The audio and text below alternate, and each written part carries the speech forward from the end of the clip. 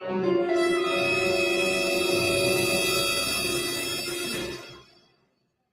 90 in our investigation of the Israelite School of Universal Practical Knowledge. Man, who are you talking to?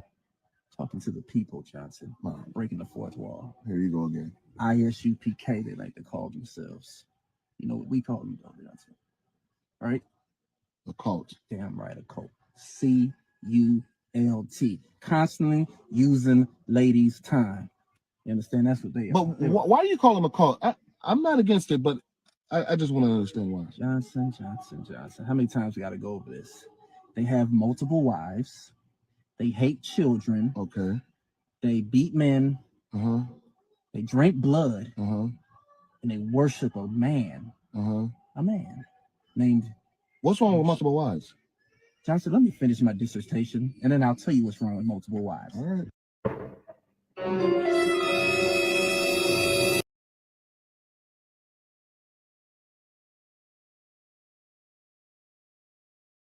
All right. Yucky, okay? They worship a man named Commanding General Yohana. Uh-huh. When they meet him, they say, Shalom Badam, Ramadan, and then they give him a secret handshake. I saw it. It's just fist bumping. I don't know. I think you're going overboard, sir. I don't know. I mean, I could go fist bumping. I don't know. I think you're going overboard, sir. I don't know. I mean, I could go overboard, but guess what? Ramadan, and then they give him a secret handshake. I saw it. It's just fist bumping. I don't know. I think you're going overboard, sir. I don't know. I mean, I could go overboard, but guess what? We're going to sink them like the goddamn Titanic. All right? All right. So, with that being, wait a minute. One of them's coming up on us. Oh. Johnson, act normal. Can I help y'all brothers or something? Y'all good? Yeah, we were just chilling. We were just, Keeping it gangster. You know? Yeah. You know about gang stuff, huh? I'm not too sure, but y'all, y'all, I see y'all staring and stuff. Y'all sure y'all good? Yeah, we were just looking. I mean, we were just, wanted to, Smells good, man. You guys cooking that porky pig over there, huh? Nah, brother, we don't do that. Oh, okay. All right. Yucky, okay? They worship a man named Commanding General Yohana. Uh-huh. When they meet him, they say, Shalom Badam, Ramadan, and then they give him a secret handshake. I saw it. It's just fist bumping. I don't know. I think you're going overboard, sir. I don't know.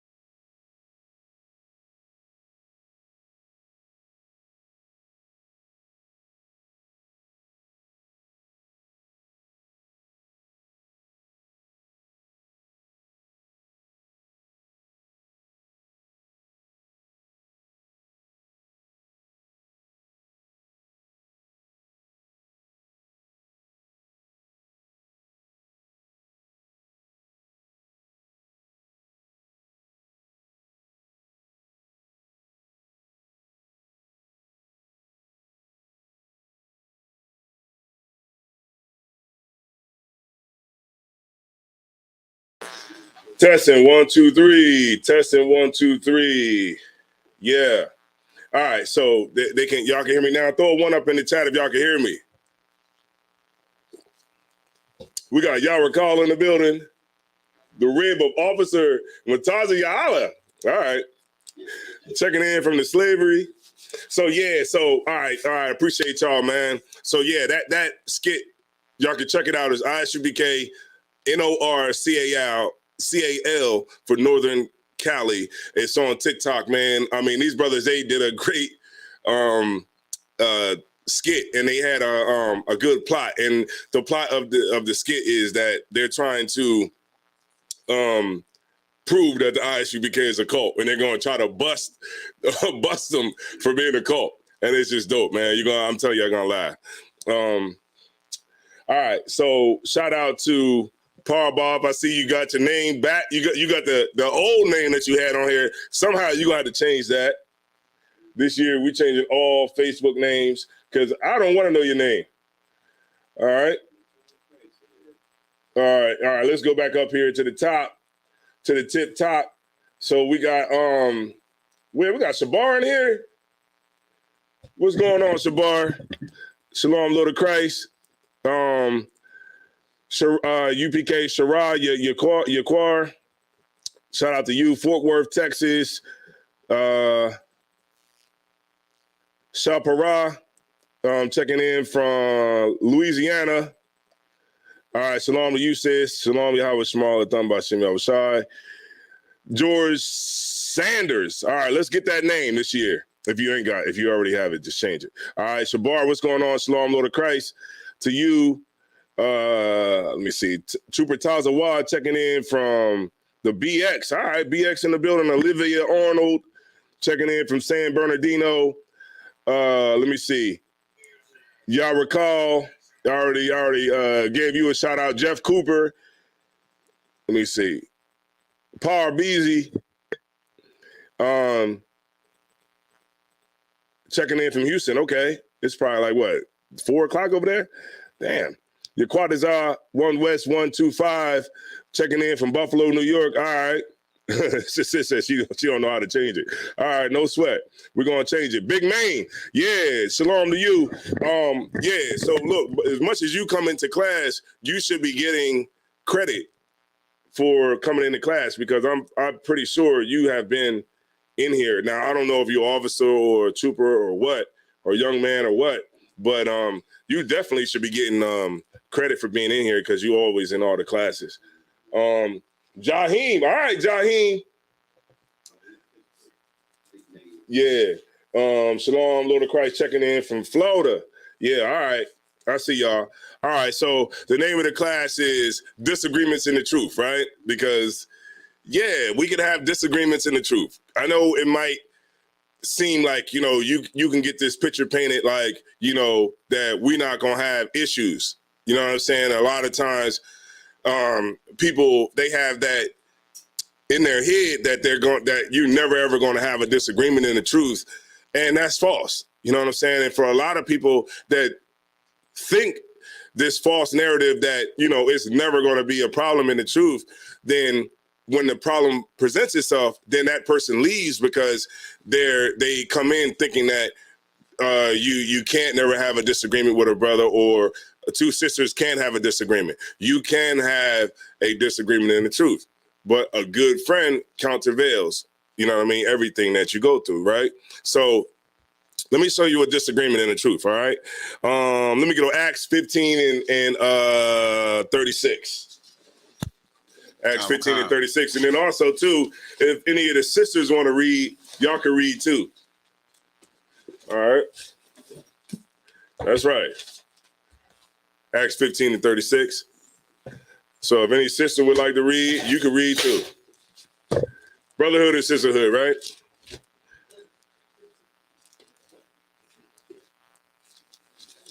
That's too small. Too small. Those Bibles are horrible. Yeah, those Bibles are horrible. The ones with the small, that's like when you don't have a Bible. You read those. Yeah, you read those when you don't have one. All right. Let's go to Acts 15 and 36. Now, what I want y'all to focus on here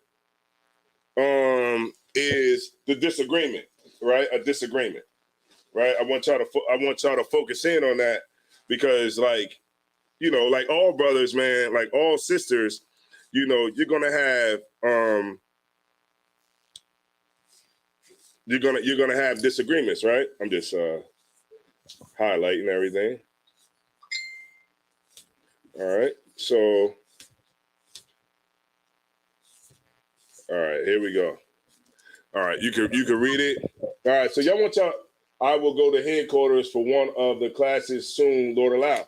All right, so look, you ain't all right, so you in Pittsburgh. All right, so let me see. You about 4.5 hours from Philly.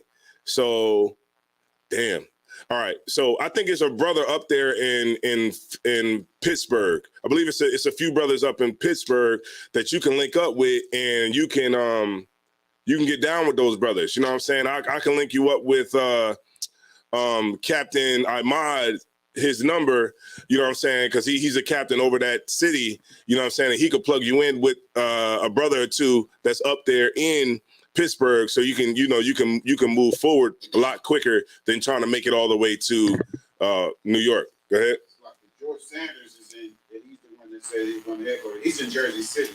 Big Maine is in Pittsburgh. Okay, Big Maine. Okay. Oh, okay. George Sanders. Okay, so yeah, you Salaki about that. So.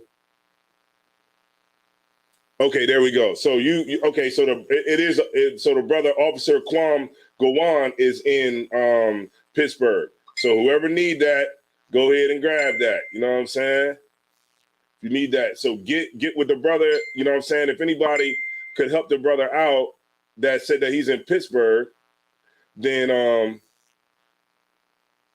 okay. So bro. Okay. So then, yeah, we're gonna this what the whole thing is about, man. It's about us networking, using the class to link up with brothers that might be in your city, sisters. You know what I'm saying? Like, and then also if you are in the city and you don't have nobody there, then if what you're being taught and you're learning, if it's something that feels special to you, something that you feel that other people need to know, then you have to come in, right?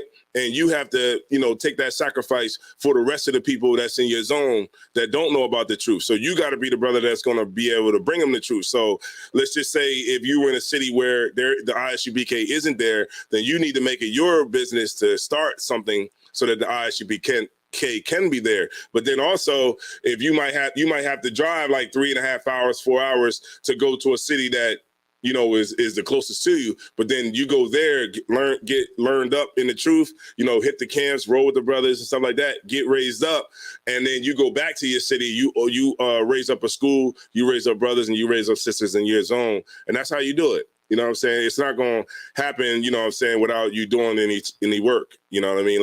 Like Christ said, the kingdom of heaven cometh not with observation. So you're not going to be able to get anybody, you're not going to be able to do that, what you want to do as far as getting people to understand the truth and stuff if you don't put in the work to do it. That's it.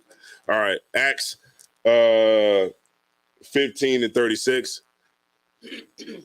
Acts 15 and 36. Nice and loud. And some days after Paul said unto Barnabas, let us go again and visit our brethren in every city where we have preached the word of the Lord and see how they do. Mm-hmm.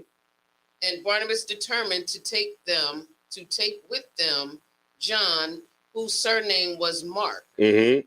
But Paul thought not good to take him with them, Mm-hmm. who departed from them from Pamphylia. Yeah, because see what happened was when they went to Pamphylia, you know what I'm saying, Mark got ghosts. He ghosted them and bounced.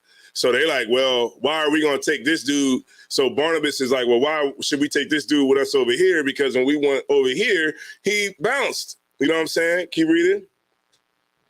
And went not with them to the work. Right. So that's just like, you know what I'm saying? Like we say, okay, we're going to go out to New York, or we're going to go to Pittsburgh, or we're going to go down somewhere to go teach. And then we got like 3 or 4 brothers with us, but one of the brothers rolled. When we on our way there, he bounced, or we get there and we at camp or something, he just leave, and then nobody know, he's just MIA. You know what I'm saying? But then when we go somewhere else, now that that's over, we going our way somewhere else. One of the brothers like, yo, we're gonna take so and so, and we like, man, why are we gonna take this nigga for? He bounced on us when we was at the other city. Why should we take him to another city? And that's where they're having the contention at. Keep going. All right. Acts 15 and 39. And the contention. And the what? And the contention. All right, so let's look up what contention is. Could somebody give me the definition of contention? All right, contention. Matter of fact, I'm gonna see. I might be a little bit quicker on the draw. But if you got it, it's no sweat. Kazakwa? No. Oh, Siri? No, Alexa? Alexa. Yeah. He's like, oh yeah, that. Yeah, well, it's not on. Yeah, you got it. It says a heated disagreement. There you go. See that? So they're having a disagreement right now, and it's heated. You know, like some disagreements, they might just be like, oh, man, I ain't with that. And you'd be like, oh, I ain't doing that either. And y'all just go their way. But it's an actual heated disagreement between the two. All right. And y'all, if y'all know anything about Barnabas, Barnabas was with Paul like early on in Paul's work. You know what I'm saying? And, you know, they've been rocking out for a long time. All right. Keep going. Was so sharp between them that they departed asunder one from the other. Uh-huh. And so Barnabas took Mark and sailed unto Cyprus. Uh-huh. And Paul chose Silas and departed, being recommended by the brethren unto the grace of God. See that? So they parted ways. The contention was so sharp that they was like, man, look, I'm out, man. You know what I'm saying? You go your way. You know, that's pretty contentious. You get my point? Like if you to travel with somebody and then say, okay, well, because you want to do this, I'm gonna go over here with him, and I'm gonna go this way, and you go. Because remember, in the work, you don't know if y'all gonna see each other again. You just bounce. You know what I'm saying? It wasn't like, you know, like where we like remember how hard it was to find your homeboy or your homegirl back in the 90s? You know, you go to the crib and be like, yo, they home? They be like, nope. You go in the 80s, you be like, yo, are they home? They like, nah. So you wouldn't see your friend until you just ran into him. You know what I'm saying? And that's, so just imagine how it was in the 80s and the 70s and all that. Imagine how it would be back in the time of Paul. Like, then they're not going to, you know, just around the corner. They're separating and going two separate ways, you know what I'm saying, in two separate cities. So just imagine how much contention it would have had to been for you to part ways with somebody in that time, not knowing if you will ever see that person again, right? So let me get let's get another one. Let's get Galatians 2:11. Just showing some disagreements in the truth that we can have, you know, and I'm just showing some examples of disagreements that brothers had. Also, I got one with a sister.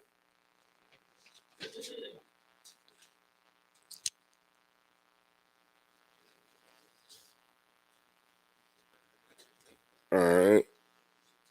Then where's the one with the sister? All right, I'll find it.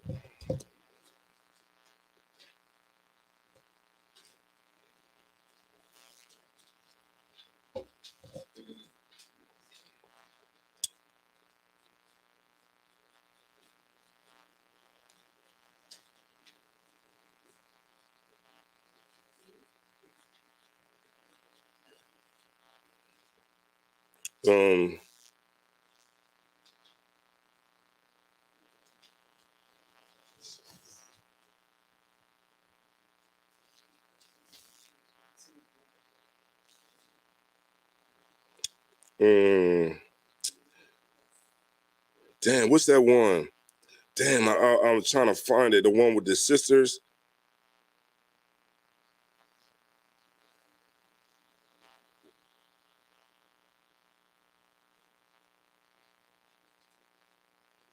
Okay, so yeah, can you read that one? Matajiala, the next one, Galatians.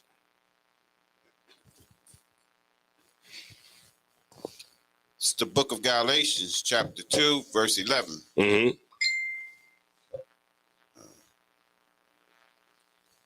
But when Peter was come to Antioch, I withstood him to the face, because he was to be blamed. Okay. So this is Paul when he's going to Antioch, and he's confronting Peter, because what Peter's doing is Peter. All right, let me see. Go up.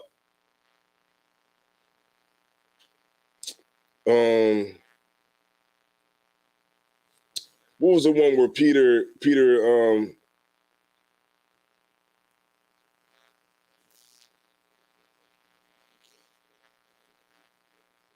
okay, yeah. Read 11 real quick, and then read 12. because it's going to explain why Paul had an issue with Peter. Go ahead. Book of Galatians, chapter 2, verse 11. Mm-hmm. But when Peter was come to Antioch, Mm-hmm. I withstood him to the face, Mm-hmm. because he was to be blamed. Mm-hmm. For before that certain came from James, he did eat with the Gentiles. Mm-hmm. But when they were come, he withdrew and separated himself, Mm-hmm. fearing them which were of the circumcision. You see that? So Paul knew, okay, so what is this talking about right here? Okay. Paul got the revelation to deal with the Gentiles, right? Who were the other, what would be considered the other nations, right? In Acts, the 9th chapter. Peter got it in Acts, the 10th chapter. So they understood what the mission was. They understood that they had to go to their brothers who was, in the other kingdoms, their other brothers who wasn't living and living, I can't even say like living right, because it was Israel and Judah was doing the same thing, but they were just going and gathering the lost sheep of the house of Israel. I'll say it like that. They knew what the mission was. So what Peter was doing was, he was separating himself from those brothers who were the brothers who were, like I said, the uncircumcision once the circumcision came around. Do you understand what it's saying there? Sir, I do, but I don't know. Just go ahead and give it to him. Go ahead and give it to him. All right, sir. The circumcision were the Jews that were in the land, Mm-hmm. and basically was always in the land. Right. It was keeping the laws, and the uncircumcision were the Israelites that were outside of the land. Right. There you go. So now y'all get it. So now so that'll help you out when you see circumcision, uncircumcision. You'll kind of get a good gauge of where to go when it's talking about it. Go ahead. So you're saying that uncircumcision was Jews that were living Outside of Jerusalem. Was it outside Jerusalem or outside of their culture? Both. Okay. Both. Okay. But remember the Jews that were there, just remember, okay, think the time of Christ, right? Think around that time, right? So you had Jews that knew they were Jews, that grew up, in Jerusalem. They knew they got circumcised on the 8th day, and they knew that they were Jews, even though they wasn't following the scriptures correctly. They wasn't following the law correctly or anything like that. But then think about it's still your brothers, but they're just in another land in, say, Greece or Athens or Corinth, right? And they're uncircumcised. You get my point? Because they grew up that way, but they're still your brother at the end of the day. So you got Paul with Paul and Peter and all of them, their mission was to go to those brothers and to bring them back. You know what I mean? Because that was the benefit of the promises, of course, right? And the benefit of Christ joining us back to the Lord, and so that we all get a chance and we all get grace, right? And we get a time to come back to the Lord, right? So outside of the land would be the uncircumcision. If you were in the land, you would be considered the circumcision, right? All right. All right, cool. All right, Nahalia, Azanya Allah, checking in from Chicago. All right. Barack Wana, checking in from Toronto. I got to get up there to Canada, but they won't let me because if you get one felony, that's it for the rest of your life, man. That's so crazy, because the oppressor want us to forgive him for slavery, right? But he can't even forgive us for a damn crime that you committed 20 years ago. You know what I'm saying? Like, I put in some paperwork, right, to get forgiveness. Basically that's what it is. Like when you put in to expunge a case or to get a case sealed, that's basically what you're applying for. You're applying for forgiveness, because the people that sit on the board, they're looking at your application and they say, well, this guy did this, 15 years ago or 12 years ago, or this sister did this, 12 years ago, 15 years ago, and she wants this case to be sealed. You know what I mean? They look at it and they say, no. And then they deny it, and then you don't get your record expunged. And then you got to keep that thing that you did 15, 20 years ago on your record, and you can't get your rights reinstated. You know what I'm saying? Because like even in New York, they got it's called a certificate of relief of disabilities, because that's like saying you don't have all your rights as a human being, as an American, because of a mistake you made. So you can, you know, put this application into the board and get denied forgiveness, but they want us to forgive them for slavery, and we supposed to forgive them without no paperwork. Right. You know what I'm saying? Like, where's our board at that would say no? Until you can start forgiving black people and Hispanics for some of these damn felonies that they committed when they was kids. You know, now I get it. Murder, okay, I can understand why they wouldn't forgive murder, right? Because that's something that's forever. But I mean, come on, if a brother robs somebody or a sister robs somebody back when she was, you know, 19, and now she's 40, then I mean, why should the sister still have to, and she went to jail, and she went on parole, and she finished all her community service, and you still can't get forgiveness after that? Man, that's draconian. You know what I'm saying? And that just shows you the level of the oppressor. They want forgiveness from us for slavery and all the murder. Y'all heard about Mary Turner? Mary Turner in Valdosta. Man, y'all gotta see this documentary on. I'm going way off the topic, but Valdosta, Georgia, was a place where that young brother was found in a mat, the rolled up mattress. I mean, not mattress, the rolled up mat in the gym. Sorry. Right, in the gym. Yeah, I did see Valdosta is known because of Mary Turner. Mary Turner was the black lady who spoke out about her husband being lynched. So they took Mary Turner and they lynched her, and they cut the baby out of her stomach. She was pregnant, and they stomped on the baby, fell out her stomach, and they stomped on the baby's head and hung the sister.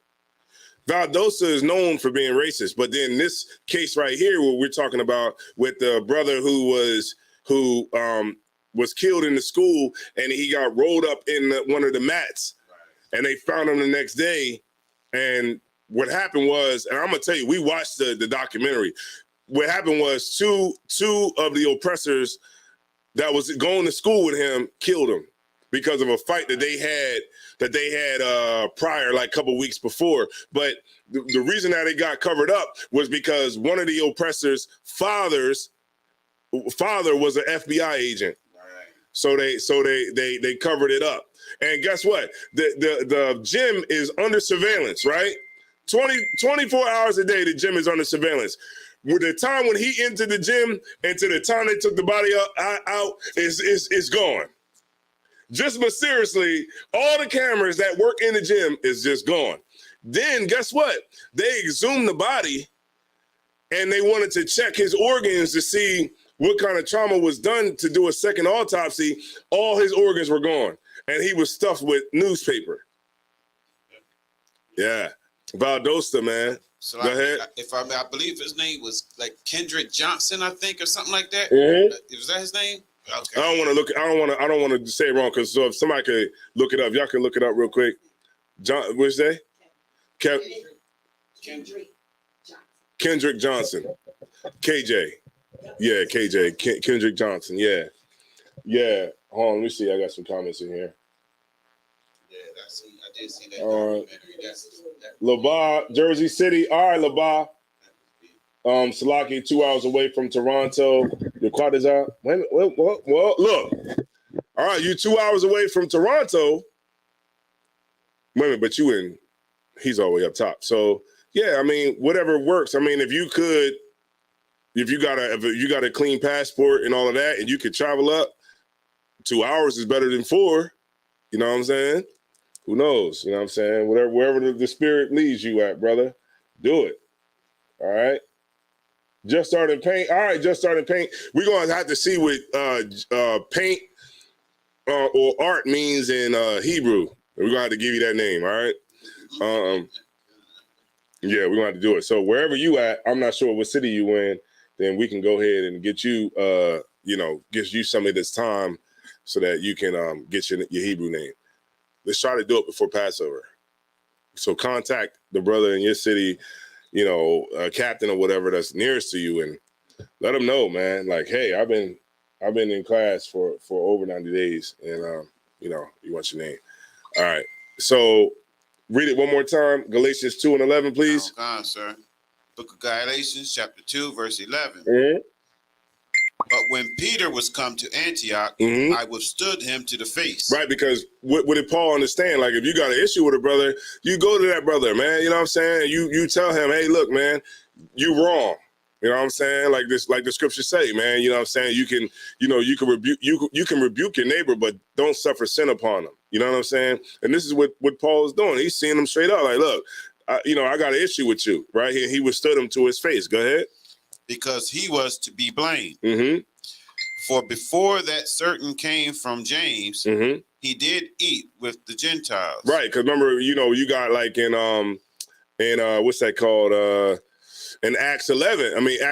You know what I'm saying? He knew, he got the vision that he had to go, to the Gentiles, right? Through Cornelius, right? He knew what the mission was, but he stood away from him when what? Keep going. Okay. But when they were come, he withdrew and separated himself, mm-hmm. fearing them which were of the circumcision. Right. So he knew what the mission was from the Lord, but at this time, he knew once say, okay, let me give you an example. So say, me and Itarah, we from Jerusalem. Now I know where my mission is, and I see Mataziala come. Mataziala comes, he's from Greece, right? But he's an Israelite. So when he comes and and Itarah sees me, but me and Itarah, we here, we know what the deal is, right? We both from Jerusalem, and we see Mataziala come, but when Mataziala come, I just separate myself from him because I'm afraid of what you're going to say to me. You know what I'm saying? Like, this is what's going on, and this is what Paul is, checking him on. Saying, yo, you tripping, man. You know what I'm saying? You know what the deal is. Because remember, Peter got the vision in Acts, the 10th chapter with Cornelius. He got the vision, you know what I'm saying? Or the revelation. And Paul got it in Acts, the 9th chapter. All right. No sweat. All right. Let me get, all right. I can't find that one with the sisters, man. If y'all can see me, if y'all could go in the chat, well, hit the chat up and let me know that one where the sisters was arguing. I can't find it because I don't have it here, you know what I'm saying? But I don't want to take up too much of the class's time trying to look for it myself. It might be 1 Corinthians 7:28. I'm not sure. Or it might be Proverbs 19. Hold on, let me check that real quick. They're like, hurry up, nigga. We don't want to see you looking for those scriptures. Proverbs 19. Let's see if it's Proverbs 19. Proverbs 19. No, that's not it. All right, no sweat. All right, so you could drop that. We'll drop that for right now. And let me get Ecclesiasticus 37:12. Okay. See, I got my 16:11 right here. This one right here, this is a good one right here. You know what I'm saying? My rib got me this, and I use it. You know what I'm saying? Because she said I don't use stuff that she buy me. You know what I'm saying? But this is my Ecclesiasticus. This is my Apocrypha. I use this as my Apocrypha. You know what I'm saying? Because it's a dope book. I mean, it got real leather. It's a Cambridge joint. You know what I'm saying? It's in a box. The Cambridge Bible. All right. So 37 and let's get 37. Let's start at 5. I'm gonna have you read down a little bit, Mataziala, if you don't mind. No sweat, sir. Yo, T. Will said, dang. He wanted that breakdown. He wanted that scripture. Which one? Oh, that one with the sisters? Sisters. Ah, man. I believe that's what he wants, sir. Yeah, that one with the sisters. Oh, man. I'm going to get it, man. Damn. The one with the sisters, man. Arguing.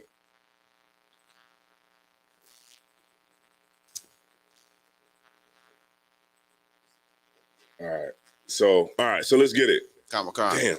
It's the book of Ecclesiasticus, chapter 37, verse 5. There is a companion which helpeth his friend for the belly. Hold on 1 second before you read. One second. Come. Let me check one more thing. I guess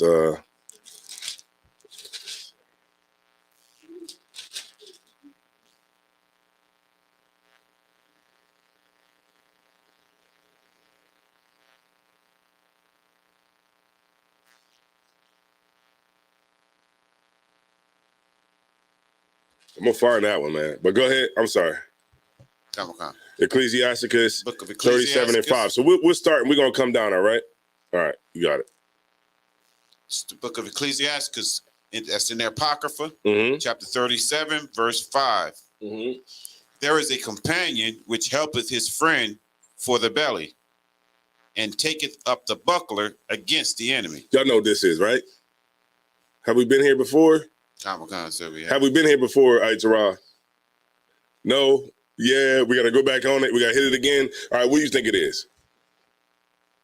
I want to make sure everybody understands what's going on here. All right? If a friend is a friend for the belly, what's that mean?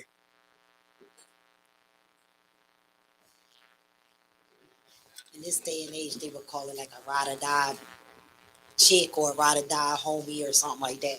One that'd be there to the end. Right.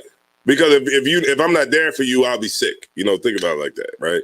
Right? You my friend for the belly. Because if I'm not there for you, I'll be sick, man. I'm sick without you. You know what I'm saying? Being there for you, you being with me, you know what I'm saying? Y'all get it, right? All right, no sweat. Let's move on. Come. Verse 6. And take up the buckler against the enemy, which means like you shield against haters. All right? I'm just kind of trying to keep it today, right? All right, go ahead. Verse 6. Forget not thy friend in thy mind, and be not unmindful of him in thy riches. Mm-hmm. Every counselor extolleth counsel, but there is some that counseleth for himself. Right, out of what they can get out of it. Right. So some people they'll give you counsel. And this is where, you know, brothers gotta make sure that they're getting the right kind of counsel. Don't get counsel from, you know, the nigga that's around your way. Don't get counsel, you know, if you're a sister, don't get counsel from the new sister that came into the school. Get counsel, man, from a senior sister. If you a sister that, you know, you might not necessarily want you know, counsel from like, you know, some sisters, they have woman stuff, right? That maybe a brother might not be able to talk to them about, you know what I'm saying? So, you know, go to, you know, like if you got to go to a sister, then maybe go to a sister that's like a more senior sister that's been in the school for a while that can help you out with you know, if you're a younger sister in the school, you know, go to a more senior sister in the school, and you know, and maybe you could talk about your problems there. But of course, if you know, if it's a bigger issue, then you can go to like General Mahyman, or you can go to, you know, Command John Yohana, you know, those you know, senior men in the school, because they can give it to you from both sides. They can, you know, judge the matter right from both sides, right? Go ahead. Verse 8. Mm-hmm. Beware of a counselor, and know before what need he hath, for he will counsel for himself, lest he cast the lot upon thee. Right. So, okay. So what? Okay. So, okay. Let me read it one more time. I'm going to read it. So, beware of a counselor, comma. So it's telling you, watch who the hell you talking to. Point. You know what I'm saying? You know what I'm saying? Like, watch who you talking to, comma, right? And who you getting advice from, comma, right? And know before what need he hath. So you gotta prepare yourself. Like when you go to get counsel from somebody, you go to get advice from somebody, you better understand what type of ulterior motives that he has when you go get counsel from him. Because if he has an ulterior motive, he's going to counsel you for himself and what he can gain out of the situation. You know my point? All right. Keep okay. And lest he cast a lot upon thee, right? He gonna give you counsel and then just see what the hell happens from it. You know what I'm saying? Whether you go to jail, whether you die behind it, or whether you make a bad mistake, right? Whether it's men or women, right? Verse 9. Verse 9. And say unto thee, thy way is good. Say that one more time. And say unto thee, thy way is good. Because he know that he see you about to jump out the window. He see that sister that you going to see you about to crash out and do something stupid. I'm keeping it all 20. I'm keeping it all new lingo. Right. They see you about to crash out and do something stupid, right? Keep reading. God will cut. And afterward, I'm sorry. And afterward, he stand on the other side to see what shall befall thee. Right, to see what happens at the end of the day. Like, yeah, you're right. You're right, sis. Go hit over there and you let them sisters know, man. Go on and take that pistol over there, man, and go let them sisters know what the hell's going on. Let them know you ain't nothing to be played with. And sit back and see what the hell you about to do. And you not thinking you go over there to some other sisters that you beefing with on Instagram, something stupid like something stupid like Clubhouse, and you go over there to crash out, and you got your pistol because you didn't got counsel for some stupid sister that don't know what the hell she's talking about, and she got you, and she's gonna sit on the other side to see what happens out of the situation. And now you over there and you blow this sister's brains out because something she said on Instagram, or because she says you heard that she was messing around with your man or something.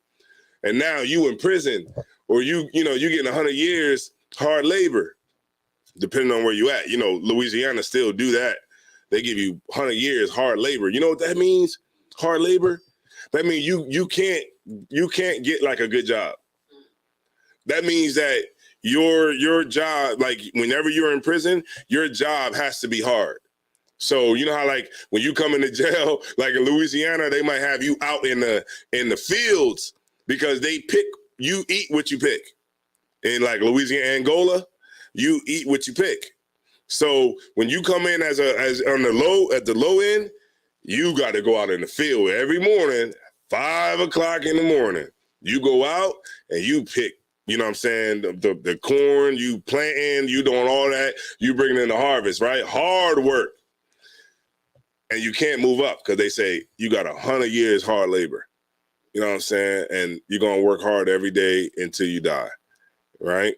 All right, no sweat. There ain't no moving up until, where you can make, clothes. You know what I'm saying? You wake up and it ain't really that hard every day, but it ain't going to get like that, all right? So it says... and afterward he's saying on verse 9, and he's saying to thee, thy way is good, and afterward he's staying on the other side to see what shall befall thee. Verse 10. Consult not with one that suspecteth thee. Mm-hmm, right. Somebody that think that that you want something from him, or somebody that suspects something that when you come in to get this counsel from him, like you have ill intentions with it. Right? Keep going. And hide thy counsel from such as envy thee. Mm-hmm. Verse 11. Somebody that want what you got. Let me look up envy. All right. Envy. What is envy? All right. Let's see. Let's get it. I want everybody to have a full understanding of what's going on here. All right. I'll look up anything. I don't know. A feeling of discontent or resentful longing aroused by someone else's possessions, qualities, or luck. So, envy has killed a lot of brothers, man. Envy killed a lot of sisters. You know what I'm saying? Today they call it haters. That's what somebody that envies you. They hate you so much. They love you so much, and they hate you so much at the same time. That's envy, because they want what you got. They want to be in your position. The sister want that man that you got. and she'll do anything to do it to get you out of the way. You know what I'm saying? They got shows that's dedicated to it, you know, on ID channel called Snapped. It's called Snapped. What's some other ones? Kazakawa, Daily Wives. You know, you can keep on naming them. They got 24-hour programming. You know, what? Yeah, my girlfriend made me do it. You know what I mean? That's from envy. You know what I mean? And because, you know, with white folks, when you with a white woman and she want to get with another dude, she don't just leave the relationship. She get the other dude to kill you. That way she can get the insurance money and be with you. Like, you know, that's on a whole nother level. But go ahead, continue. Okay. Can you let them know where you at, please? The book of Ecclesiasticus, in the Apocrypha, chapter 37 and verse 11. Mm-hmm. Neither consult with a woman touching her of whom she is jealous. Mm-hmm. Neither with a coward in matters of war. Right. You ain't gonna go to no coward when it's time to go to war, right? That's, you know what I mean? Like, that's why, like, even with camp, if a brother, like, he don't want to go to camp, and every week he giving excuses why he can't go to camp. I can't go to camp. Can't go to camp. Can't go to camp. Can't go to camp. Can't go to camp. Can't go to camp. Can't go to camp. Can't go to camp. Can't go to camp. Can't go to camp. Right? It's like, all right, so let me not force this brother to go. You get my point? Okay. Not the brothers that got a legitimate, you know, reason why they can't. Not talking about that. I'm talking about the brothers who making up excuses. You know what I'm saying? You don't want to consult with that brother when it's time to go to war. Because what's going to happen? He going to bounce. He going to ghost you. You know what I'm saying? The same thing with sisters too. You know what I'm saying? Like remember, the sisterhood is supposed to be that much strong as the brotherhood. It's parallel. You know what I'm saying? Like everything you see when it talks about the men, it's talking about the sisters too. When it talks about men that have to be strong, it's talking about sisters too that have to be strong. If you got emotions, then you have to check it. You get my point? You have to check it and you have to move forward. You got to say, all right, no sweat. I'm good. You gotta kind of put yourself in the mind frame of warfare. You know what I'm saying? Like, think about it, right? Those women that are in women are emotional, right? Right? Those women that are in the Ukraine right now, are they emotional? No. You know why? Because the Russians are killing everybody. The Russians are like, what? They on the streets killing everybody who's Ukrainian. So them Ukrainian women, white women are on like, yo, we fighting. We going to war. They got videos out. They got them Arab women, bing, bing, bing, bing, bing, blah, blah, blah, blah, blah, blah, blah, blah, blah, blah. Them women ain't, because what? They putting it to the side. They're like, well, look, I got to put this to the side. Yeah, I'm a woman, but for the greater good of this war, I got to put all this to the side.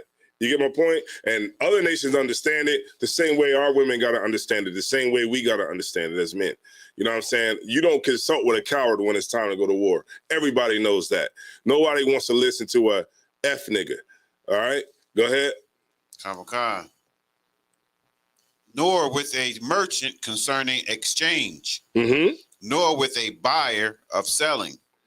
Right. So this is okay. This is when it talks about a merchant of exchange, like somebody that's trying to get something from you, you know, somebody that's trying to swindle you. Right. We all know those types of, you know, we all know those types of people. Right.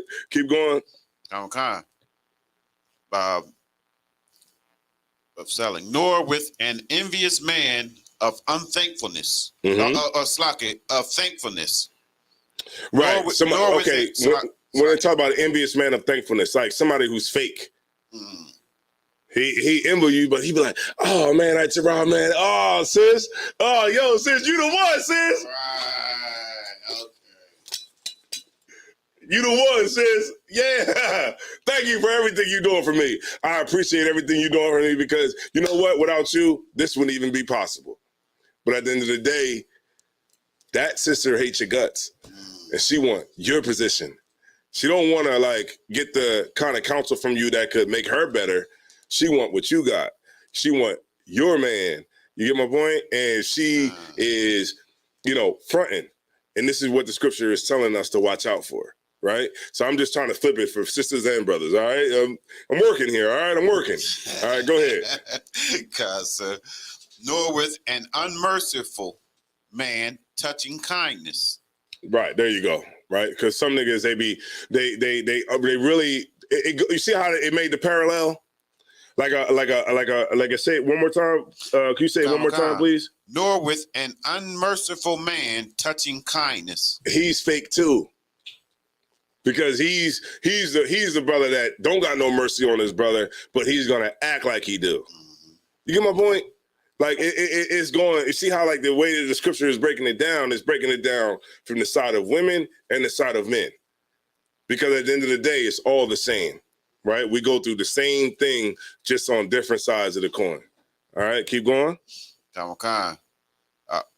Nor with the slothful for any work. Say that one more time. Nor with the slothful for any work. For any work. Why are you? That's how I wanted you to say it. It's like nor with the slothful for any work. What the hell are you consulting with somebody who ain't doing nothing? This sister brought in some goddamn salmon cakes that I'm gonna enjoy after this class, right? Why the hell should she be consulting with a sister that ain't doing a damn thing? Right? That's what it's saying here. You know, like if I'm consulting, if you know who I consult with, Mataziala.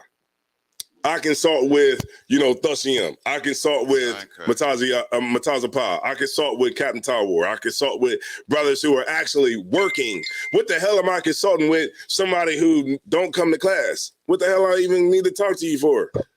I got you. Hey, what up, bro? Oh, man. I pull up all the time. I pull up, brother across the street. You know what I'm talking about. It's around a brother that play the music all day. I see him. Hey, what up, man? What up, man? Yeah. What you doing, man? Oh, you about to play music? I heard no sweat. I'm going to be in the house. What the hell am I consulting you for about the school? Like, yeah, man, what do you think, man? Because, I don't really like going to class like that. So what you think I should do? He going to be like, well, don't go. He ain't gonna say, man, you gotta keep it going. You know what I'm saying? You gotta keep, he ain't gonna give you nothing that's right. So it's like, all right, I see what you said. I see the brother over here. You holler at a brother. Oh, you good? All right, no sweat, man. You bring it in. You good?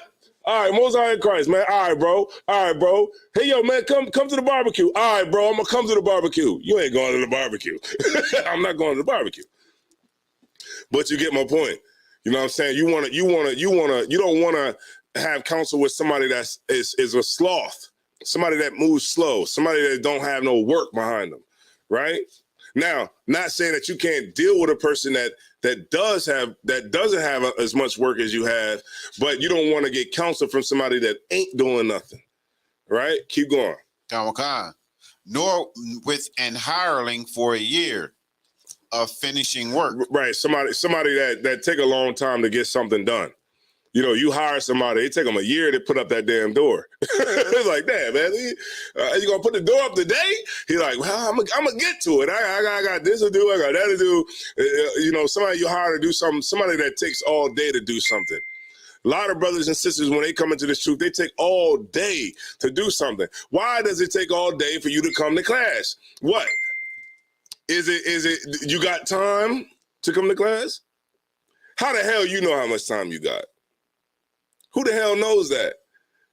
You don't know how much time you got. And I remember when General Muhammad said this. How much time do you, okay, we all got time, right? That's the common, thing that's said amongst black people, Hispanics. We got time to get right. Well, how do you know? How do you know? Death is sudden. You don't know, you just die, really. That's all that really happens. It's not like you plan on dying. When I get up in the morning and I got to go to my slavery, I don't plan on dying today. I plan on going to work and coming home and watching BMF, on Stars. I plan on, coming home and drinking with Mataziala tonight. You get my point? Like that's what's in your mind. You don't plan on dying. You just die. And so this is why, you don't waste time with any of this. You don't have time to get yourself together. If you're sitting in class right now, this is your time to get yourself together. Stop wasting time and get yourself together. If you know if you're not in school and you're not doing everything you're supposed to do, you already know that. If you a brother, you know that you ain't really doing what you're supposed to be doing at your full capacity, that you could be doing it. If you sitting around and you could drink and you could talk and you could watch the Eagles Super Bowl coming up this weekend, you could sit in class for 2 stinking hours. Right. Come on, man. You know better. Damn right. But the thing is, you do what you want to do. That's why you're not here, because you do what you want to do. And you got a lot of lip service. And because of that, you are slothful and you will never get anywhere. You'll be like that what Christ said, that, the brother who had a talent and he buried it in the ground and he didn't increase that talent. That's what you'll be. You'll be that brother. You know what I'm saying? But then you got other brothers and other sisters that'll increase those talents that the Lord gave them, and they'll magnify it into something different. You know what I'm saying? So when Christ returns, you'll have more to say that you've done, rather than you just get that one thing and then you just dig it in the ground because you can't, work to make it even bigger. Right? And a lot of brothers and sisters, they fall right there. That's where they fall. All right, keep going.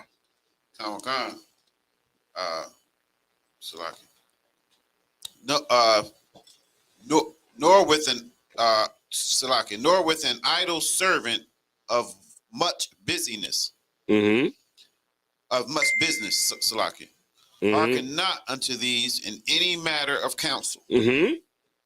Verse 12, Ecclesiasticus chapter 37, verse 12. Mm-hmm. But be continually with a godly man. That's right, man. You want to continually be with a godly woman or a godly man, right? Keep reading. Whom thou knowest to keep the commandments of the Lord. Right. So this is who you want to associate yourself with. Being in the truth, part of it is who you associate yourself with. I associate myself with the same people because those same people I have grown to have a bond with, because those brothers, those sisters, they keep the commandments of the Lord, right? And that's who I choose to have a bond with. You know what I'm saying? And you don't want to keep company, or you don't want to have a bond with people that don't stand on the same principles that you stand on, because at the end of the day, it's not going to work. Right? Keep going. Okay. Whose mind is according? Whose mind is according to thy mind. If you could, Salaki. So you want to keep company with people that think the way that you do, right? You don't want to have. Okay. I'll give you an example. Right? My best friend in the world is Javier. He's a Puerto Rican, right? Now, he's my friend in the world. You know what I'm saying? It's a difference. Now, I love him, love his family, love love his sisters, love everybody, because they did nothing but show me kindness. They did nothing but, show me, gratitude, what I'm saying, for staying down with him while he was locked up. For, just being there. If y'all know anything about Hispanics, they're very, very loving people. They're just cool people. They're not trying to, and for a while there, I didn't even hang around black people, because I was like, man, black people are going, do this and do that. And, you're going to have to worry about this and worry about that. So for a while there, I only hung out with like Mexicans and Puerto Ricans and stuff like that, because of their sense of, family and stuff like that. But at the same time, he's my friend. You know what I'm saying? But now at this point in my life, I understand that he's my friend, but he's my friend outside of the truth. And I'm not going to get any counsel from him, even though he's my homeboy. You cool. You know what I mean? We ain't got no issue. You know what I mean? My man, 50 grand, but I'm not going to get any counsel from you. I'm going to get counsel from brothers that has the same mind as me. Right. You get my point? Right. And that's where you have to be able to make the separation, because sometimes it's kind of hard to make those separations between people that are, your homegirl from the world. You know what I'm saying? Like, I mean, come on now. We in the truth, but we've been in the truth long enough to understand that there's people in the world that might not necessarily believe what you believe, but they're your homegirl. They ain't going to let nothing bad happen to you. But at the same time, that's not where you want to go to get the kind of counsel that you need that's going to make you successful.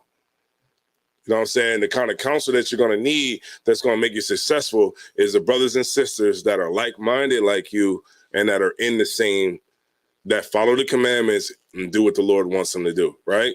The proof of that is when you look at when Christ's mother came up to him. They say, hey, yo, man, your mom over here. They holding her back. They back up. Hey, yo, Salakia, I don't want your mom over here. Your brother's over here. They want to talk to you. And Christ was like, who's my mother? Who's my brother? Who's my mother? What the hell are you talking about? Those that do the will of the Father, those are my mother and my brother. And that's Christ, man. You know what I mean? Like, just imagine, don't take out of like the scriptures, I mean, the Bible, but just look at like camp, how you see it today. You know what I'm saying? How you see it today. Like, it's like my mom come up like, yo, hey, Salakia, it's Zaiwan, your mom trying to talk to you. I'm like, yo, who's my mother? Who's my mom? Right. You know what I'm saying? If y'all do the will of of the Lord and y'all follow the commandments, then y'all are my mom. And your mom, she probably sitting there like face on the ground, but it's what the scripture is talking about. Right? It's right. All right? Keep going. Tamakan. And will sorrow with thee if thou shalt miscarry. Right. So the Lord whose mind is, it says, but if he will, verse 12, but if he be continually a godly man whom thou knowest to keep the commandments of the Lord, whose mind is according to thy mind, and will sorrow with thee if thou shalt miscarry. Like, you want somebody that's gonna, if you fall, they're gonna fall too. They're gonna feel your pain. Right? Go ahead. Verse 13. And let the counsel of thine own heart stand, for there is no man more faithful unto thee than it. Mm-hmm. Then the counsel of a brother or a sister that's really there for you. Right? Keep going. Verse 14.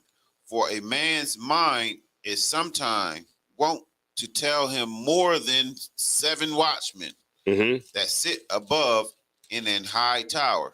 Right. So, let me read it one more time. So, for a man's mind is sometime want to tell him more than 7 watchmen that sit above a high tower.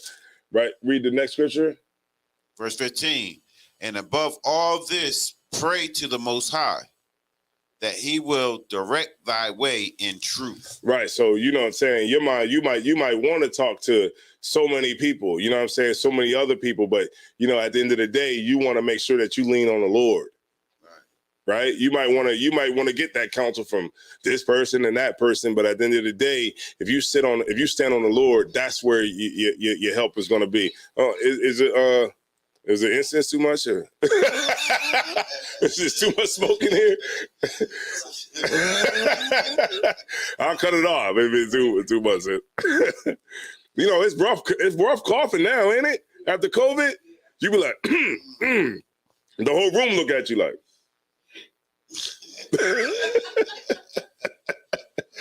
Look, hey, it was a white man in my truck today, because I was driving him around everywhere, because he was going to like different sites in the distribution, like fixing stuff, and he was coughing. I was like,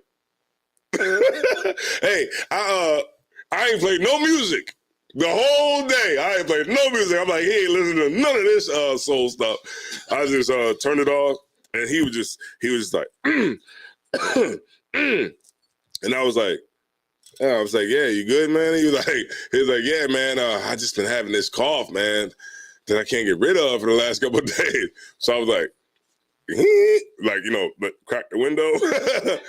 And, I mean, that's, took precautions. Yeah, took precautions. Go ahead. So, yeah, a couple questions in the chat. Yeah, let's go. Yaquataza says, is it also covetousness too when somebody would do anything to take your possessions, sir? Covetous? Covetousness, yes. Yeah, covetousness. If somebody what? If somebody would do anything to take your possessions. Okay, so let's look up covetousness. All right, let's get it. Definition of covetousness.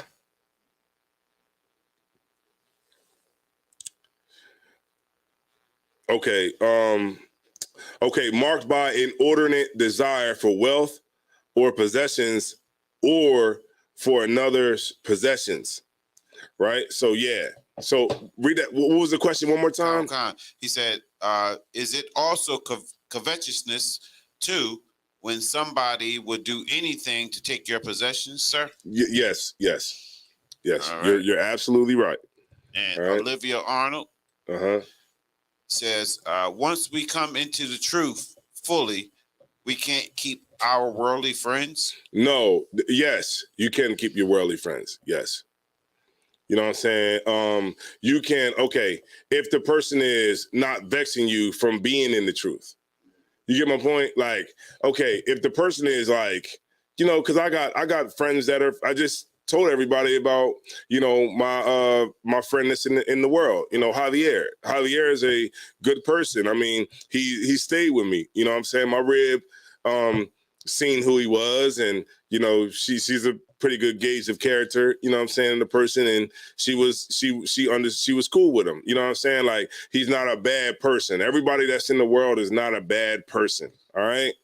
They just, you know what I'm saying? But it's talking about, you know, the friends that, you know, make you want to resort back to the world. Those types of friends you want to stay away from. But if you got a friend that's in the world, you know what I'm saying, they like, yo, man, all right, what you about to do? You be like, all right, I'm about to go to class. They be like, all right, man, I'm gonna hit you up after class or whatever. Right. You get my point? That's not the same thing.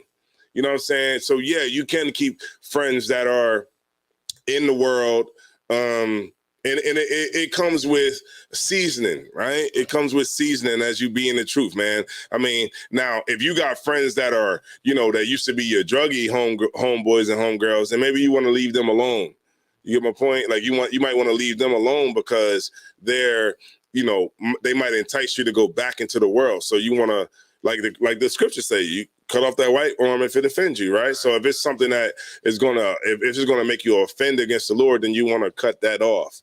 You know what I'm saying? If it be friends that could make you possibly go back to the world when you're trying to get yourself right, then yeah, you got to cut that off. But if it's somebody that's like, you know what, man, I see what you're doing, man. You know, they might not be strong as you at that particular time of your life, but they love you as a friend. You know what I'm saying? They're not against you as a friend. So yeah, you can still keep those friends. Go ahead. That was it. Any more? That was it. Other question, sir. Matter of fact, one more. Manu Tangama. Yeah.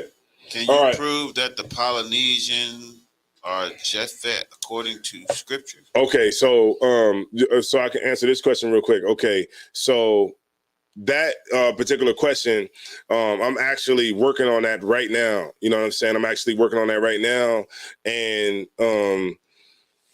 I got books coming. I literally am working on it, you know what I'm saying, right now. So if you just stay tuned, I'm going to definitely have it for you. I'm telling you, I'm going to definitely have it for you. Just right now, I'm going to stay on topic. I'm only going to take the questions that are specifically on the topic, you know what I'm saying, because that kind of like is a breakdown that I'm going to have to spend a lot of time on. And I don't have a lot of time today because I literally only have not that long left to finish the class. So I got you on that one. All right. Manu Tagaman. Wait till he see these books that I got coming. All right. No sweat. All right. That was it? On the scripture, sir? Yeah. Unless you wanted more. Let me see. How many more?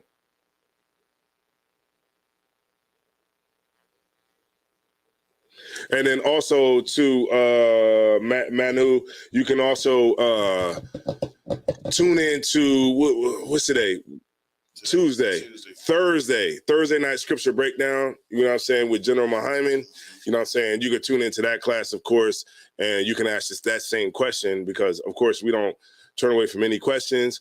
But if I can't give you the question right at that particular time, I can refer it up, you know what I'm saying, to a man above me that, you know, can get, where you can get the answer. All right. So there you go.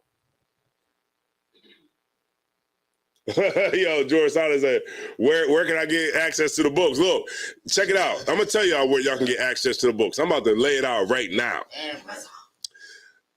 That too, Amazon. But Captain Katazar's 12 Tribe Lecture.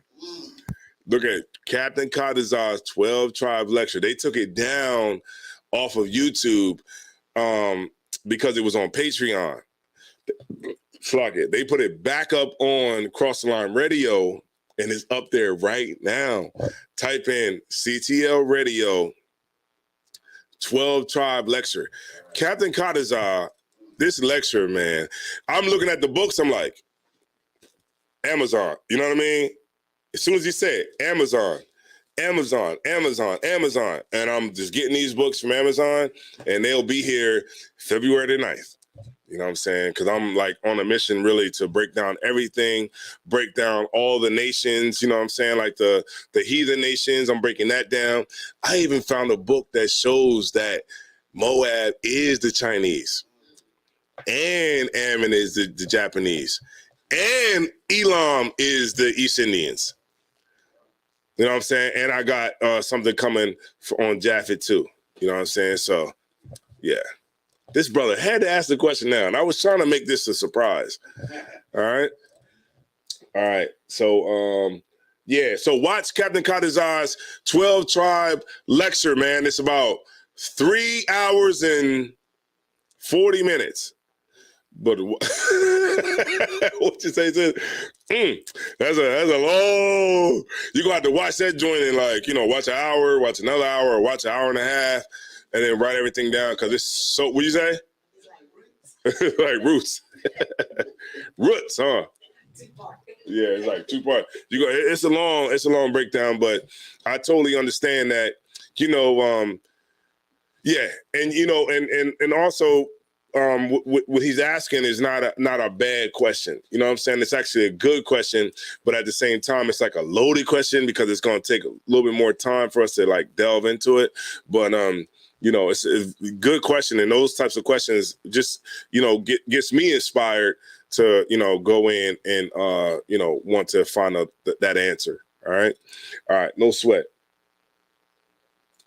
All right, Tazawa. Hey, Olivia Arnold said it'd be so good that 3 hours go by fast. Right. That's right. Yeah, I can dig that. All right, no sweat. Let's get back into it, man. God damn, Manu. All right. All right, let's get it. All right. All right. Ecclesiasticus 6 and 15. Let's stay in the Apocrypha. Oh, okay.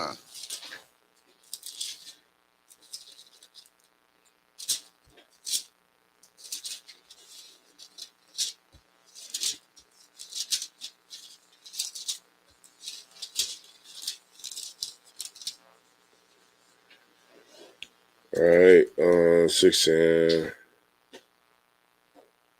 Hold on, let me see. It is Ecclesiasticus 6 and 15.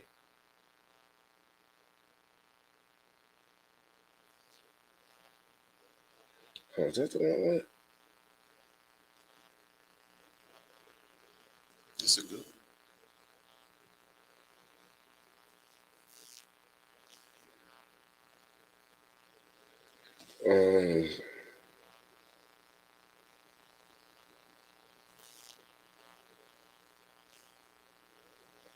All right, verse 12. I don't think this was the one I wanted, but I'll just go ahead and break it down since we're here. 1 minute. Yeah, go ahead. Okay. The book of Ecclesiasticus, chapter 6, verse 12. If thou be brought low, You said starting at 12, right? I'm Slocky. I'm in the wrong. Hold on. Ecclesiasticus 6 and Slocky. Okay, 6 and 15. Book of Ecclesiasticus, chapter 6, verse 15. Was that what we was already at? We was at 37 Okay. in chapter 37. All right, no sweat. There we go. That's the one I want. The book of Ecclesiasticus, chapter 6, verse 15. Mm-hmm. Nothing doeth countervail a faithful friend. There we go. That's the other part of the title that we had. Right? Say it one more time, please. Nothing doeth countervail a faithful friend. Mm-hmm. And his excellency is invaluable. Right. So nothing countervails, you know what I'm saying, a faithful friend. And his excellency is invaluable. That sister is her excellency is invaluable because she's a faithful friend. Right? Then that's what you want to have in this truth. That's what you get in this truth. You get brothers and sisters that are faithful. And because of that, nothing excels their excellency. All right, go ahead. Keep reading. Okay. Verse 16. A faithful friend is the medicine of life. Mm-hmm. And they that fear the Lord shall find him. Mm-hmm. Whoso feareth the Lord shall direct his friendship aright. Mm-hmm. For as he is, mm-hmm. so shall his neighbor be also. Right. So if you following the Lord, you keeping the commandments. You know, you a sister that, you know what I'm saying, is got a good reputation. You know what I'm saying. You a sister that's solid.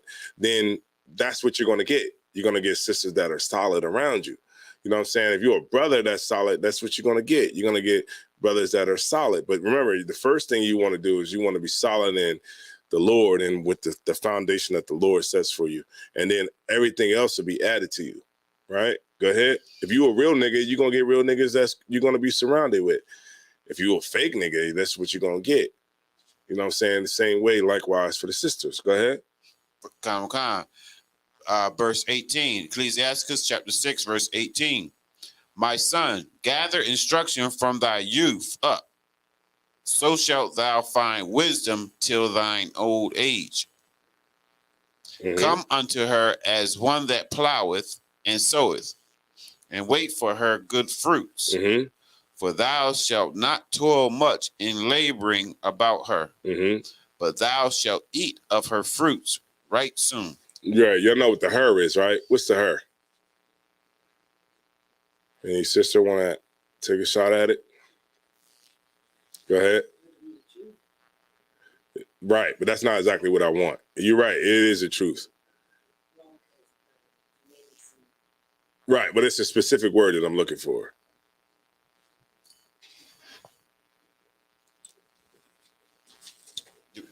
Go ahead. Wisdom? Yeah, there you go. The her is wisdom, right? So whenever you see, like, when you read the scripture and it talks about her and coming into her and all of that, that's talking about wisdom. I'll give you a precept on it real quick. Let me get Proverbs 4 and 7. Come. Well, start at 5. Proverbs 4 and 5. I'm gonna get there with you real quick.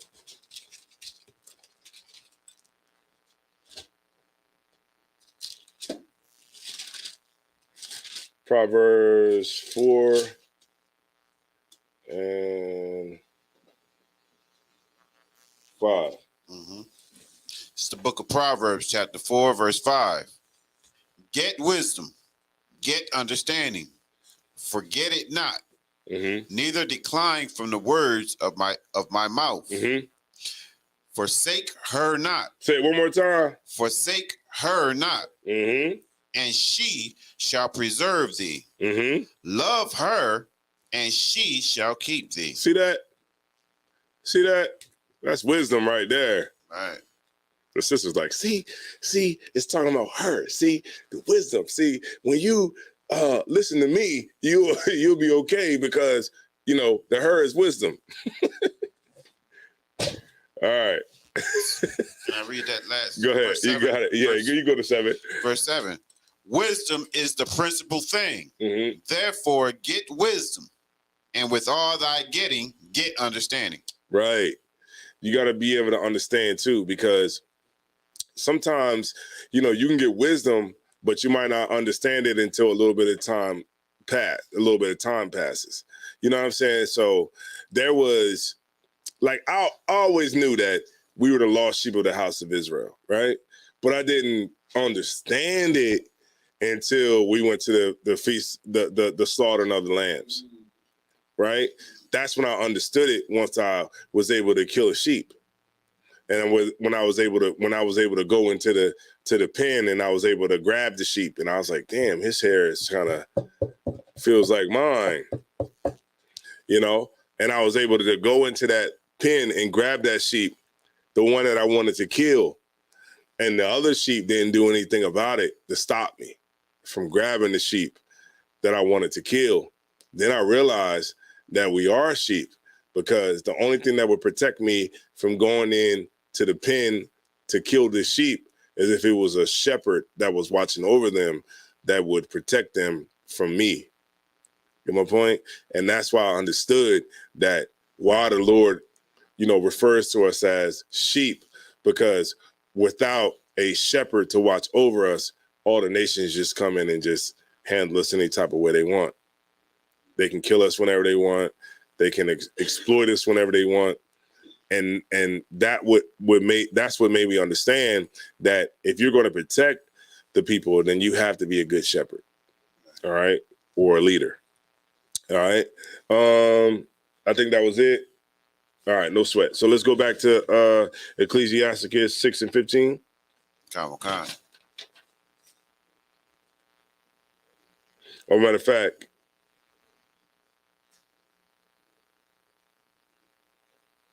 all right, start at 19. Salakia.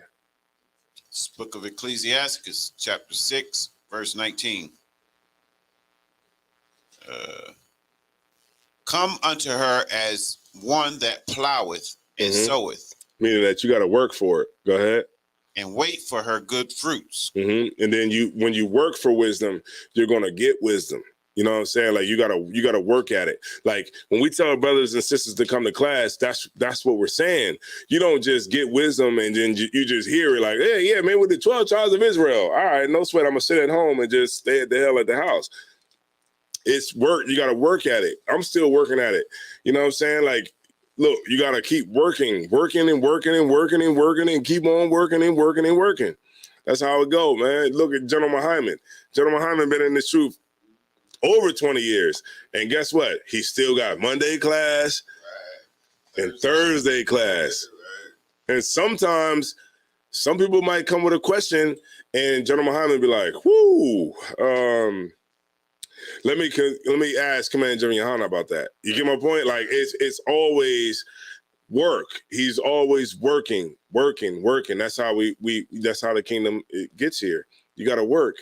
The sisters that are in this school, whether you in here for 2 years, 5 years, 8 years, 12 years, you still have to work. You know what I mean? That's why you come to class, because it's like you're working in the gym. You know, like when you go to the Planet Fitness, you know why Planet Fitness makes so much money when their membership fee is only $10? The reason that they're able to stay open and they're still opening up locations all over America when the membership is $10 is because they know that people are going to commit to work, but they're not going to work. So everybody that pays their $10, they're going to take it and they're going to give you a gym membership, but they know you ain't going to come and do nothing. You know, they know that they'll put a big old massage chair in here. They'll give you access to the showers, give you access to all the wonderful elliptical machines and the stair machines and all that for $10 in a building that they're paying $15,000 a month for rent. How can they do it? You know, you get my point? Like, how can you maintain, like, think about, let's take it off of everywhere else. Let's go Delaware. Let's go riverfront. You know what I mean? I know what I'm talking about. Let's go riverfront. Do you know how much it probably is to be on the riverfront right now? Like now we're not talking Market Street Mall. We're talking the riverfront where they're like, this is where Joe Biden got inaugurated to be the president. This is not, no crappy real estate. This is real deal real estate right here. So Planet Fitness is in, Planet Fitness is on, Jefferson, what's that? Jefferson Avenue. So that's the riverfront, right? They got a big old space, right? In the thousands of square feet, right? How are they able to stay open with $10 membership? Month after month after month after month after month after month after month after month after month after month after month. They're able to stay open because they're going to give you the $10 membership because they know that you're not going to put in no work. Go ahead. Just like, sir, just speaking on how big it is, I remember going there when Barack Obama came, because when he got elected president, and that's where they held it. Mm-hmm. Not the inauguration, but they held something over there at that area, and he came and spoke, and it's a lot of it's a lot of land, it's right. A lot of area. It's a lot of people that commit to work, right, that's not going to do it. You know what I'm saying? You don't want to be like that in the truth. You commit to work, you want to do it. That's why, like, with this work, you get wisdom, you got to work at wisdom. Just like you work at the gym, you got to get bigger. You know what I'm saying? You working every day, you doing them curls, you doing them legs, them sisters that want to get those buns of steel. Yeah, y'all remember that? Remember buns of steel? Remember that came out? Buns of steel. Yeah, you want those buns of steel? You're going to have to work. You're going to have to work those glutes out.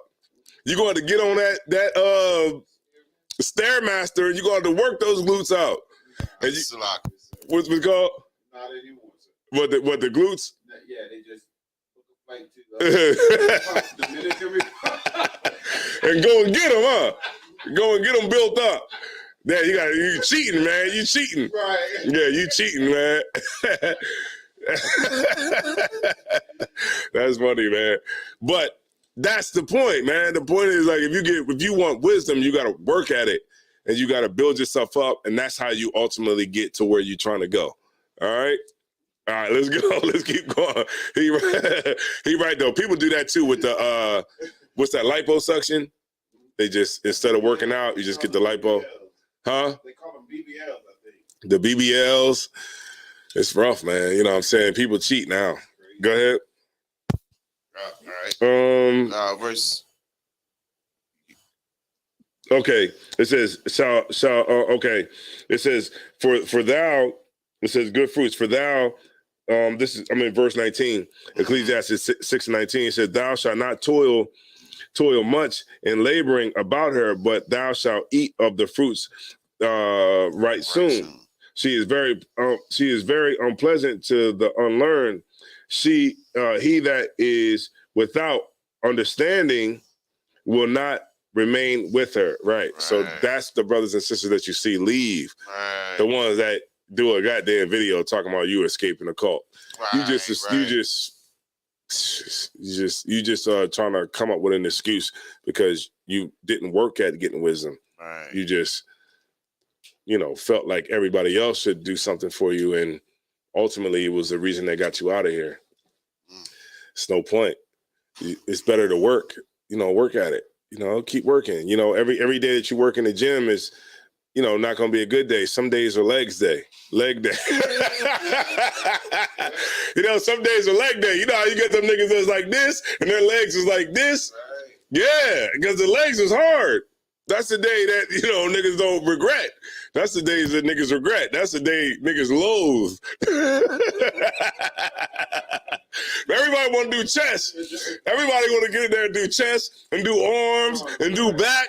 You see a nigga in there doing like this, doing 100 reps. He want to be like this, but guess what? Them legs is like this, because legs is hard. You got to walk around and them legs is sore. And a lot of people don't want to do legs. You know what I'm saying? But that's the part you want to focus on. Legs, leg day. And that's how it is in the truth, man. Through the long haul. Every day is leg day.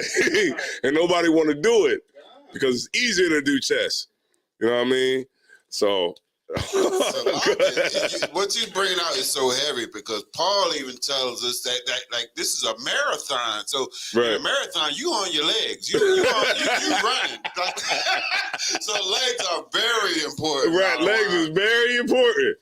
You know what I'm saying? So, you know, and that's why I hope that, you know, brothers and sisters that's, you know, saying watching this, you know, you understand, you know, how important those legs are, man. You know what I'm saying? You got to take those legs back from Satan. You know what I'm saying? And you got to put that best foot forward so that you can build those legs up so that you can be strong and have a good foundation. You know, they say it's easy to push somebody over that don't have a good, solid, you know, foundation. You know, you got to have them legs right. Somebody just come and just push you over. You know what I'm saying? You might be top heavy, but somebody be like, your legs ain't strong. And they just push you right over. You don't want to, go ahead. No, Captain Ariel said, never skip leg day. Mm-hmm. Yeah, that's right, Thushiam. Get ready for work. Yeah, that's how it is, man. These brothers down here, man, Smyrna, they ready for work. These brothers be working. They getting them legs up. And that's how sisters want to be too. You know what I'm saying? You can always do things in the truth. I say this every day. The sisters do not listen to me at all. So I don't even know why I'm saying it now. But I'm going to say it again. You know, like there's things that sisters can do that, you know what I'm saying, that shows that they getting them legs right, man. They're getting them legs up. And the sister's doing it. Tara's doing it. She, you know what I'm saying? She's, you know, coming, you know what I'm saying? She's supportive to the brothers. She's making sure that, you know, she's supporting the war efforts. You know what I'm saying? You know what they used to call it? What they used to call it in America? They used to call it something the Riveter. What was it called? Hold on. Sally the Riveter? Is that what y'all know what I'm talking about during World War II?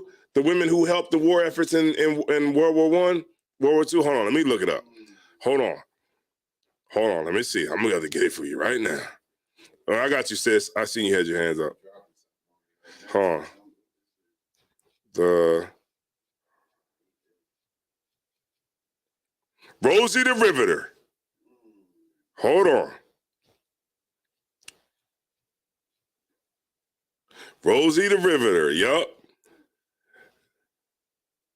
Hold on. Let me show y'all the picture of this. Hold on. You're saying riveter, like a rivet. Okay, if you could show this to the camera, I'm gonna show y'all. This is the image that they had for the women in the World War when the women were supporting the war effort. You see that? Yeah, there you go. We can do it. If you could show the sisters right there so they can see it. Y'all remember that? Yeah. See that? It was. Oh, rivet. Yeah, riveter, like a rivet, like, you know what I'm saying? Because these sisters used to help make like the manufacture the parts, like for the, you know, the men who were going out to war in the World War I, World War II, and they would, you know, help out with, you know, making the guns, manufacturing the bullets, manufacturing, you know, the tanks, manufacturing, and the women, they would help out and they would help the war effort. You know what I'm saying? And that's the same thing that women can do here in the truth, because we go to war too. You know what I'm saying? But like Paul said, that the weapons of our warfare are not carnal, because yeah, we could pick up a gun and we can shoot, but who the hell will you know that if we don't raise the consciousness of our people, then you could put a gun in a brother's hands or a sister's hands, but who the hell they gonna shoot? You know what I'm saying? So we have to first win the war here first, and then we can win the war here. All right. You had a question, sis? You've said that like women can get in doors that you can't. Yeah. As a black man. Oh, right. I'll stand on that. Well, just let us know. Like, yeah. Do you need it? Because I'm down. I speak Esau well. Oh yeah. Okay. Yeah. So Most High in Christ. Yeah. Whatever you need me to do. That's right. Just point me in the right direction. And I'll do it That's right. Yeah, because we need all of that. Go ahead. Salaki, I was just going to say that goes into Olivia Arnold's question: what can a sis do in the body of the school? Okay, so like because like okay, so with the truth, you want to always increase the truth, right? So yeah, I go out and I try to increase the truth by going to camp and going to what's that called? City council meetings, getting on Clubhouse. Captain Tazariak does debates. General Mahyman gives counsel. He does classes. Command General Yohana is giving counsel to different cities and brothers and everything everywhere to push the truth. And every brother that's in the truth, that's pushing it. You know what I'm saying? They're pushing it because we're going out to war with America, right? That's the job of the men, right? So remember, and when you go out to war, there are certain aspects of the war that maybe the men can't do, right, all the way. So like there might be a sister that could say, okay, all right, I can go into this spot, right, and I can talk to Esau, and Esau can give me 20,000 pounds of food that I can get out of here, that can help the war effort. Because remember, that's why the church is able to, I'm just giving this example, and there's plenty more examples, but like in this one example, you know why the church is able to get so many people? Catholic Charities is able to get so many people. The reason that they're able to get so many people because they're able to give people food. People don't want to listen to you if you can't give them food.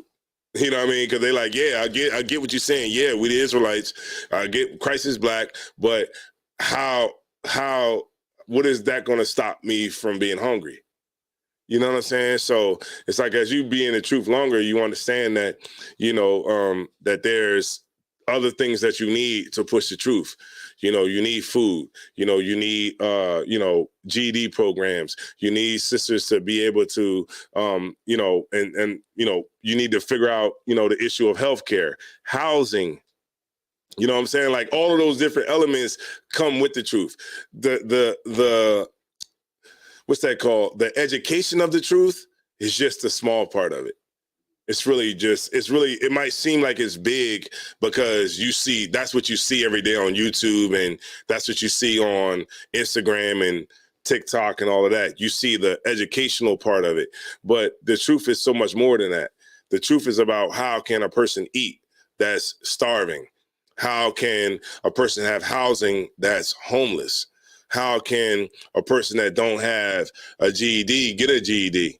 How, you know what I'm saying? Like all those different elements that come along with it, like that's all of the truth. You know what I'm saying? And sisters, the part about teaching and going to war, you know what I'm saying? That's the part of the men. You know what I'm saying? The men go to war, but then the other parts are still open. So what you get that when you don't have help, you have men that are fighting the war and trying to figure out all the other stuff too. We're trying to figure out, how to have good health care, how to have, housing, how to feed, how to get education. You know what I mean? Like you got niggas who's out on the battlefield that know how to fight. They might not know how to do that, the other stuff. You know what I'm saying? And the sister might say, you know what? You fight. I know how to do this. You know what I'm saying? I know how to do this. I know how to get a grant from the government. I know how to get this food so that, so when we go out there, the soldiers, and they like, what are y'all fighting for? Y'all can't even give us no food. Oh, wait a minute, hold on. What are you talking about? We got 15,000 pounds of food right now. They like, oh, okay. You get my point? It's like the truth is just so much more than just the fighting part. It's the other part too. And sisters can help with that. And so many sisters have helped with that. You know what I'm saying? I mean, how the hell can you go to war if you can't eat? You know what I'm saying? So the sisters, they do so much work, man, here in the school. And we appreciate all the sisters, you know what I'm saying, who do this work. And at the end of the day, man, the school wouldn't be nothing without the sisters. If y'all was at the last Feast of Unleavened Bread in Florida, I believe me and Mataziala was there because the other brothers that was from Delaware didn't show up, but I ain't saying nothing. But we was there, wasn't we? And what did General Yohana say? Didn't he give a tribute to the sisters? He gave a tribute to the sisters because he basically gave those sisters shine, and he said that this school wouldn't be nothing without the sisters, because it was a sister who helped out with the first school in Philly. You know what I'm saying? It was sisters who put down that credit card, you know what I'm saying, that helped and got the school where it was. So, and guess what? If you wasn't there, you wouldn't know that. Like, you know what I'm saying? He brought up, like, you know, the sister Tazalaya, you know what I'm saying? He brought up, you know what I mean, those sisters that we see all the time that we don't know. We just see like, oh, okay, these sisters been around, but we don't know, we didn't know these things about these sisters, and the general brought it out, and he basically, you know, just let everybody know that, you know what I'm saying, that we ain't nothing without the sisters. And the sisters ain't nothing without us, man. So at the end of the day, the brotherhood and sisterhood is the foundation for both sides. And together we can, you know, we can grow into something, and we can put ourselves in the best possible position to move forward. You know what I'm saying? And that's really all it is at the end of the day. All right, so that's all I got, man. I'm going to end it, man. You know what I'm saying? If y'all got any questions, y'all hit me up next week, or y'all can bring it up Thursday in Thursday class. Go to school. I mean, go to sleep. Hey, look, I'm not even feeding into you right now. I'm gonna keep it. I'm gonna go ahead and end the class out. Right. Make sure the temple look glorious. You know what I'm saying? Remember, the sisters are a helpmate, man. You know what I'm saying? Your ribs, she help you out. You know what I'm saying? And she do those things. And we appreciate every sister, man, who has put their brick in, every brother that has put their brick in. And I am not going to indulge in Thushiyim right now. All right? I'm not even looking over there. All right? So I'm going to turn the class over to Priest and Officer Mataziala. All right, no sweat. He all in the chat, right? All right, let me get the camera over to you.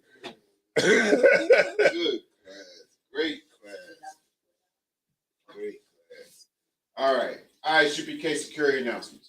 Rules for new brothers and sisters. When a new brother or sister comes into the school, they are off limits for 6 months. They are to be saluted only.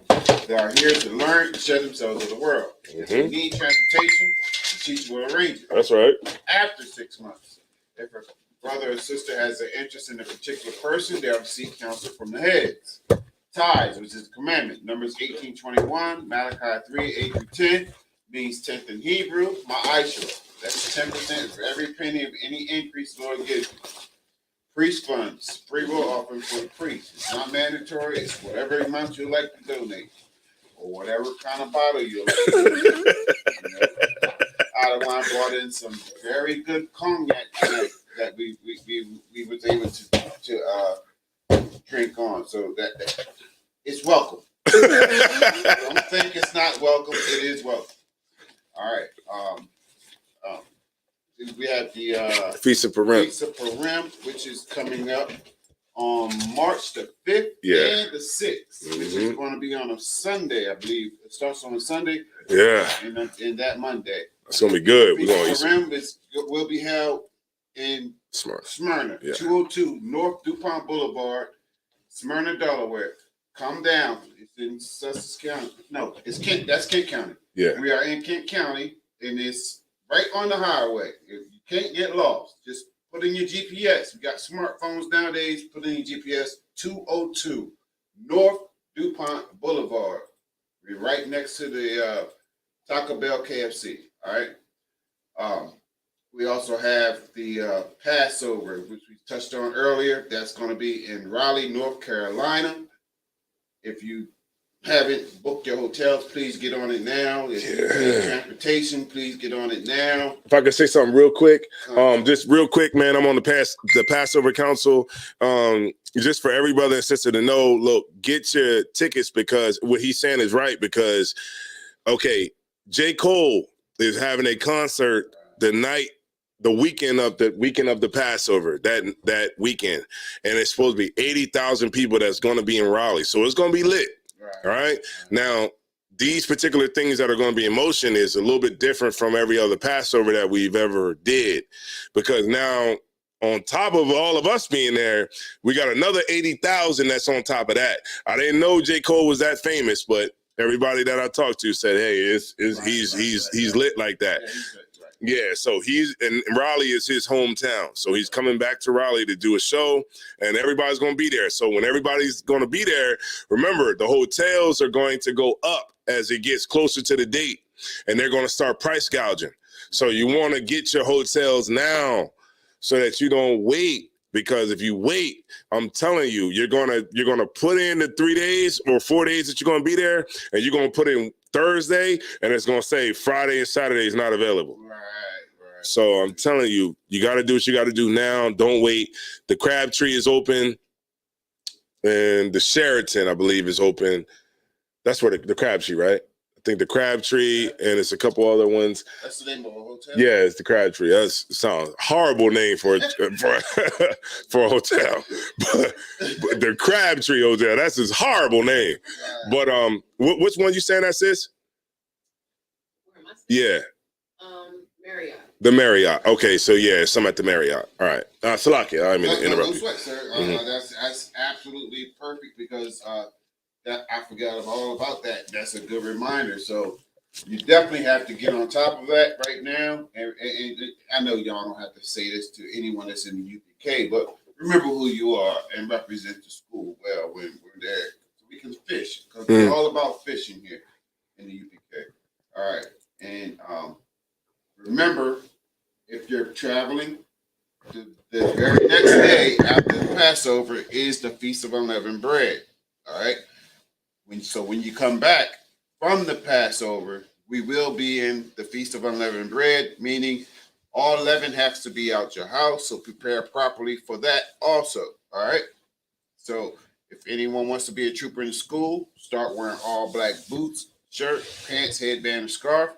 With that being said, Minavir Amaju, which means to stand. Amaju Shabbat. Amaju, Barak. Yahweh Shem Yahushua Barakathum. Yahmatah, SAR, which means to turn. Sisters Amaju, which means to stand. We're going to give the sister a courtesy salute. Remember Israel, Amaju Shabbat. Amaju, Barak. Yahweh Shem Yahushua. Yahmatah, class dismissed. Great class. That was